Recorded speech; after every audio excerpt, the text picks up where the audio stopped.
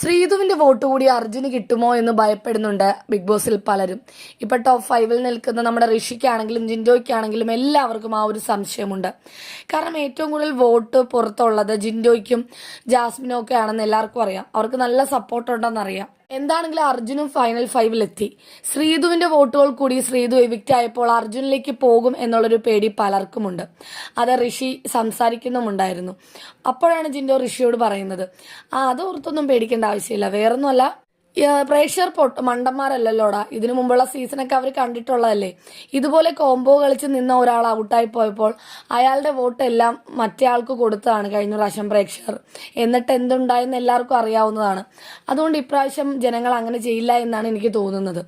അർഹതപ്പെട്ടത് ആരാണോ അവർക്ക് തന്നെ ജനങ്ങൾ വോട്ട് ചെയ്യുമെന്നാണ് എൻ്റെ വിശ്വാസം.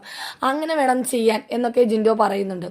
ജിൻഡോ അത് പ്രേക്ഷകരോടായി പറയുന്ന പോലെയാണ് നമുക്കത് കണ്ടാൽ തോന്നുന്നത്. ശ്രീധുവിന്റെ വോട്ട് ജനങ്ങൾ അത് അർഹതപ്പെട്ടവർക്ക് തന്നെ കൊടുക്കുമെന്നാണ് ജിൻഡോ പറയുന്നത്.